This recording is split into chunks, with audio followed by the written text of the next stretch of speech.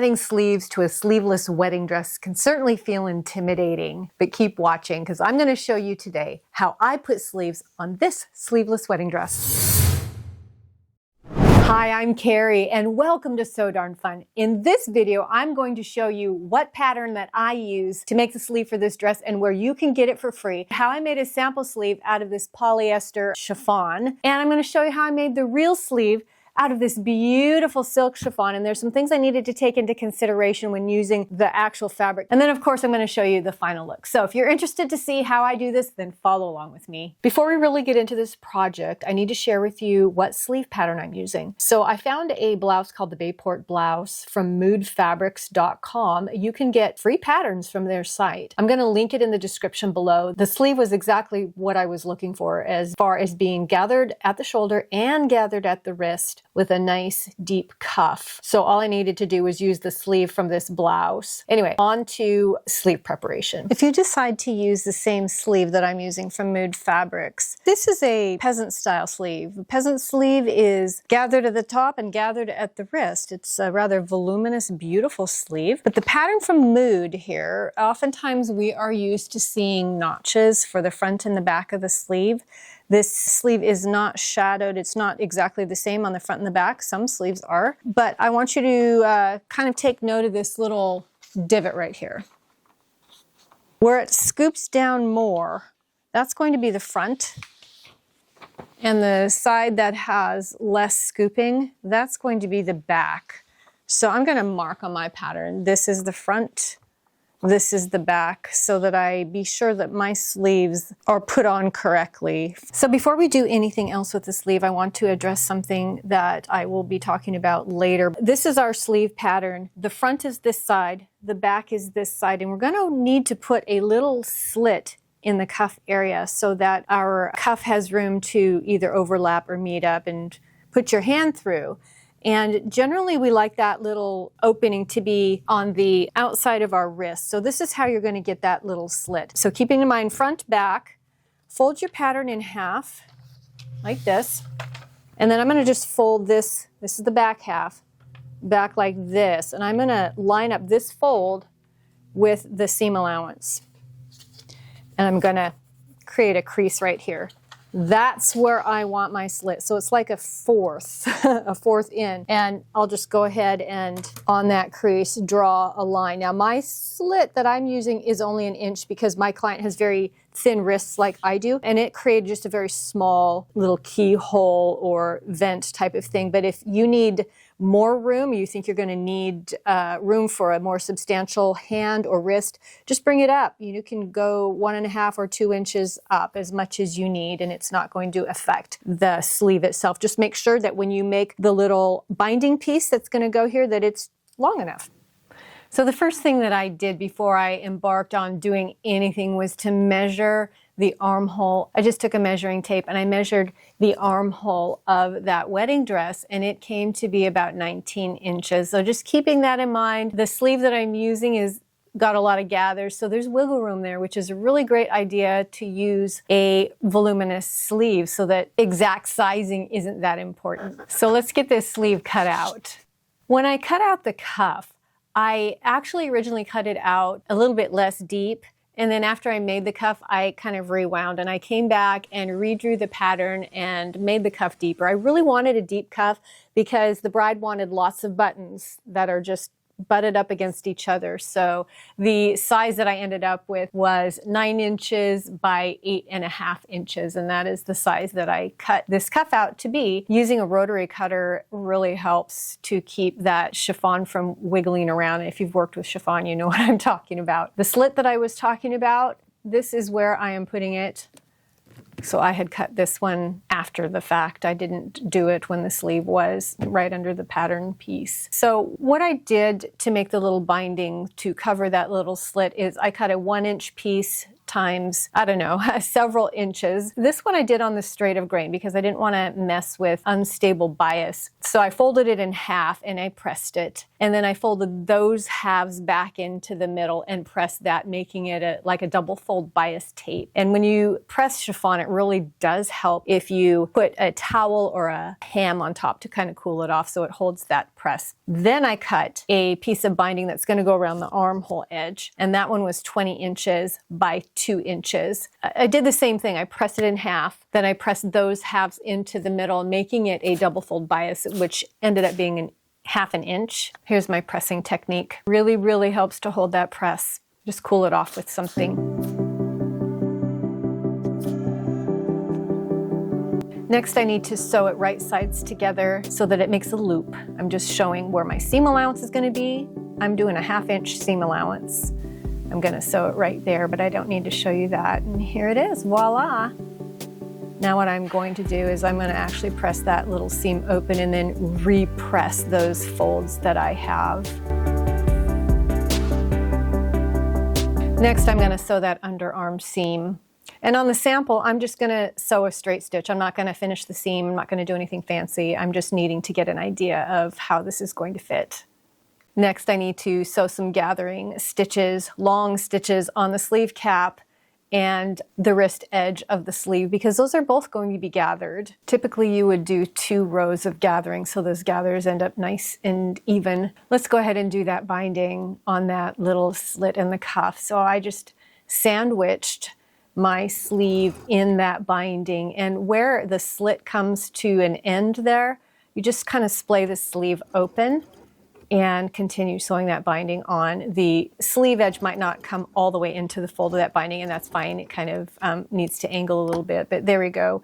We've got a little keyhole there, or vent, however you want to use that, and it's going to work really well with the cuff. So though I didn't show on camera sewing the cuff, I didn't really think that I needed to. It's kind of self-explanatory, but here's my cuff pattern. What I did is I folded it in half and just sewed these edges here. And then I folded it right side out and pressed it. And then I was able to fit the gathers into the cuff. So off screen, I went ahead and sewed the cuff. There's nothing really to show. I folded it in half and I sewed the 2 short edges and then opened it up and pressed it. And then now what I'm going to do is I'm going to gather the cuff edge of my sleeve and evenly distribute it within the actual cuff. I know this isn't a really attractive example, but I've just sewn the cuff on. And now you can see what that little tiny bit of binding was for that little slash, so that I can put buttons on one side of this cuff and loops on the other side. And it's got a finished little vent, or whatever you want to call it, right there with which to open it and then button. And then I know it looks really janky because it's just my little trial run through to see if this is going to work. Now what I need to do is gather the top, and I'm going to put this on a binding that's the same size as the armhole on the dress and will be stable, standing alone by itself. After the cuff is sewn on, it's time to sew the binding onto the top of the sleeve. So I've put the seam of the binding right on top of the seam, the underarm seam of the sleeve. And my plan here is to just sandwich that gathered portion of the sleeve in my binding. There's no gathers that go into the underarm. There should never be. It should only be the cap of the sleeve between where notches would be. That's where the gathering should be. So make sure that it's flat from that seam under the arm to about where the first notch would be. And then beyond that is where the gathering starts. So I want to make sure that the top of my sleeve, the middle of my sleeve pattern, is going to be in the halfway point of the binding. So on the binding, I am marking exactly halfway from where the seam is and putting a little pin mark there. And the same with the sleeve, folding it in half, marking it with a pin, and then I can line up those 2 points to make sure that the center point of both the binding and the sleeve are at the same point, and then lining up the underarm seam with the seam on the binding. That way we start out evenly before we do our gathers. Then the underarm part is a 1-to-1. There's no gathering at this point here. This needs to be flat as flat could be. And then once we get up to where the notches should normally be, past those notches is where our gathering can start. Let's go ahead and sew that on. Yeah, it's going on without a problem. And here we are. Let's pull out the gathering stitches just to make it look a little better. I know I'm sewing it with white, the contrast, just so that you can see where I'm sewing. So once those gathering stitches are pulled out, that actually looks pretty nice. And then trying it on Helga, I am pinning the binding exactly where I would put it on the dress, underneath the dress strap to the inside. For a first time here, I think it's going to work really well. So I am ready to go ahead and cut into the real fabric for the real sleeve. So let's go do that. I found a hint recently that I have never tried before, but I tried it on this, and I think I would do it from now on for something really slinky like silk, and that is to tape the fold to your cutting surface. It keeps it from wiggling around, and then I just used some items as paperweights to hold my pattern down so I didn't mess up that nice even spread of the fabric with pinning. And then I'm going to use a rotary cutter to cut this out.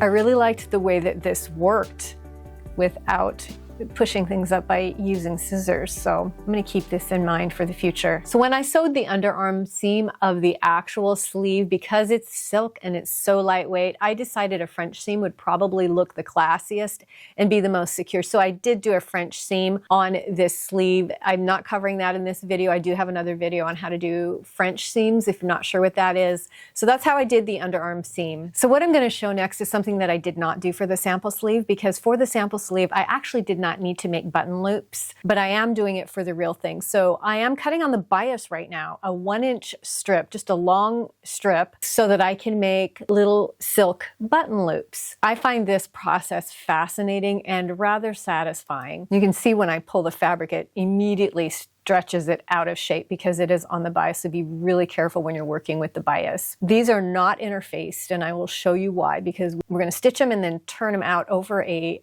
cotton cord like this. See, it's going to be encased in this beautiful silk. It's going to help if you first press these strips in half long ways. I didn't show this. It's just going to be a whole lot easier to manage if it's already pressed. I am putting the fold on the right side, not the left side, and I am stitching 1/8 of an inch away from that fold. I want it very tiny. So my raw edges are to the left. And in this way, it's going to make a really nice little silk cord. Once that's done, let's trim off the extra seam allowances, which is going to leave us just this little thin tube that's wrong side out. I have this set of, it's called Fast Turn. I don't think they make them anymore. If you find any at a garage sale, get them, because to me, I think these are just a must-have if you're going to turn tubes of all different sizes. This is the tiniest little tube thing here, and I just slide it on wrong side out. And there's this little wire that you poke in the end, and there's a little coil at the end that you can grab the fabric with and pull it in, and it turns it right side out so easily. But if you take a piece of cord or a string or something, then when you grab it and pull it in like that, it just kind of sucks it in, and it will encase that piece of string in the fabric that you're pulling through. That's why a bias is a must when you're using these kind of tube turners, because the bias does stretch a little bit and it helps it to kind of spring back into a tight fit around your cord. And now it's right side out. We can't see seam allowances or anything. It's just this really, really beautiful white cord. That was kind of fun. So remember that cuff pattern that I showed you just a little bit ago. Take your cuff and fold it in half, wrong sides together, as if it was already put together, because we're going to draw just on one half of this cuff where we want our loops to be. Don't sew it yet. We're just making markings right now. So I put my seam allowance, which is a 1/2 inch from the raw edge, and I drew that in with a disappearing pen. That disappears with heat. And I've already determined that my loops need to come out 3/4 of an inch from the seam line. I've already tested loops around the buttons I'm going to use. And then of course, hindsight is 20/20. I decided it was going to work a whole lot better if I had some stabilization. I didn't realize that I had a sheer interfacing. I was too concerned about interfacing those cuffs. I didn't want them to be solid. I wanted them to look sheer. But there is this sheer tricot interfacing that I got off of Wawak, which is my favorite tailor supply store. It's wawak.com, WAWAK.com, and this sheer tricot interfacing works like a charm. So I kind of went back, and after I made all these markings and realized I wanted to interface just half of that sleeve cuff. So what I did is I just interfaced like half of it like this. So when I say half, this is what I mean, this half like this. And it stabilized it enough that I think it worked a whole lot better. I'm showing the lineup of buttons here, and that's how I want the buttons on there, that close together. I need to figure out how far apart those buttons need to be so that I know exactly where to put those button loops. And after trying to figure that out, I realized, you know what, it needs even more stabilization. I have a tearaway stabilizer that I can just rip away. I just basted that on. You can even use paper, and that's going to really help with the placement of these loops. I'm going to pin every single one of them on in one piece. So watch how I loop this around, and you can see that the loop part of each loop goes as far out as that inner marking that I made, so that they were all uniform. And I just kind of twisted each loop. It was just sort of loop, loop, loop, loop, and pinned at each spot, all of them like that. And then I left it like that, taking it to the machine, and very, very carefully sewed on my seam line all of those loops, tacking them down, making sure when they came to the needle, they crossed exactly at the same part along my seam line, so that when it was all sewn together, everything was going to look exactly the same. So this part I took really, really slow. And then when I was done, of course, I took away the tearaway interfacing underneath. And this is what the loops are going to look like when they're folded to the outside. So, and then immediately I am folding the cuff right sides together and just going ahead and sewing right on top of that seam. So that half of the cuff is done, except for I've decided that I really wanted to bind the edges of the loops on the inside because it just didn't look right. I wanted it to look uniform and nice. So I just found a piece of 1/4 inch double fold cotton bias tape in my drawer that was white, and I just sandwiched the edge in that bias tape, and it looked really, really nice. You can see right here, it just made it look a whole lot nicer, covering up the ends of those loops that were on the inside. So I'm happy that I did that. Now we're going to work on putting the binding on the little slit in the cuff, just like we did for the sample sleeve. There's nothing different in the way that I did that. It went on really well, very nicely. And that's what it looks like. Yeah, I didn't want to interface that because I thought it would make it too stiff. I just wanted the whole sleeve to be as flowy as possible.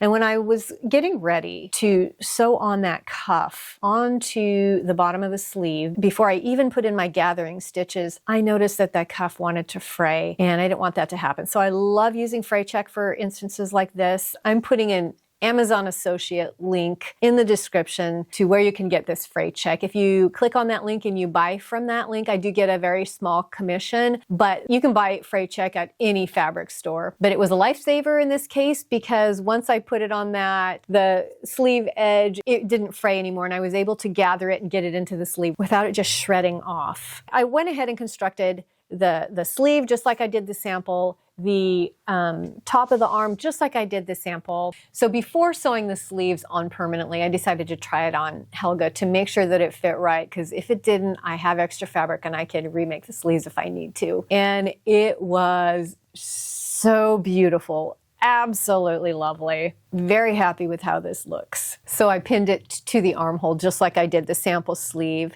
And I'm going to sew it to the lining of the dress just inside the armhole, making sure that the binding doesn't peek out from under the sleeve. And when I was doing this, I was thinking that fold over elastic could really work here too. I had thought about it, but realized that maybe it would be too bulky for what I was doing and just opted not to. I decided to just go the silk route where I thought it might lie flatter. But then I got to thinking, you know, that there are some dresses that have no sleeves. They're just, you know, the ones that come across here. And sometimes gals like sleeves put on those. You could use the fold over elastic to case in all the gatherings and all the way around the sleeves, and then just tack it at the underarm and either have a sleeve that comes over the arm here down toward the bicep or even up on the shoulder. So that would be something worth trying out if you or your client was interested in something like that. Folder of elastic might have worked in this case too, but I just opted not to. So this is how I actually sewed this sleeve into that armhole. I have it pinned exactly where I want it. And I just took a needle and thread. And on the innermost part of the binding, I just barely took stitches through the lining, making sure that it didn't pick up the outer fabric or it would pull and look really funky. So just catching the lining in and then stitching through the binding that's on the sleeve worked like a charm. Putting sleeves on this dress was actually a whole lot easier than I thought it would be. Let me know what you think in the comments. And here we go. Helga's modeling our sleeve. Helga only has one arm. That's how dress forms come. So sorry for Helga. We've only got the one arm that really shows the sleeve cuff onto the arm. So the other one hangs longer, and that's why. Ignore some of the puckers on this dress. We're putting appliques all over the front of it, and we haven't got to that part yet. But here's that beautiful cuff. I love the way it looks. It was so easy. Really, it was. Let me know in the comments if this is something that you are planning on doing. The bride was very happy at her fitting. It always brings me a warm sense of satisfaction when I hear somebody say, "That's just what I wanted." And that's exactly what the bride said. When she left, I had such a wonderful, wonderful feeling. Happy that she was happy. Doing the sleeves on this dress was just one of the alterations that this dress is having. The next one is to put appliques all over the body. Let me know what you think of these sleeves in the comments below. It's always my hope that my content brings something of value to you, and there were lots of tidbits in today's video. I hope that you picked up one or two. Don't forget to check out my Amazon store in the description. I receive a small commission when you make purchases through those links, which helps support this channel. Thank you so much. Thanks once again for watching, and thank you for your comments, your likes, and your subscribes. When you do that, it really helps YouTube to show my videos to a wider audience, and I appreciate that. So, back to sewing, and I will see you in the next video.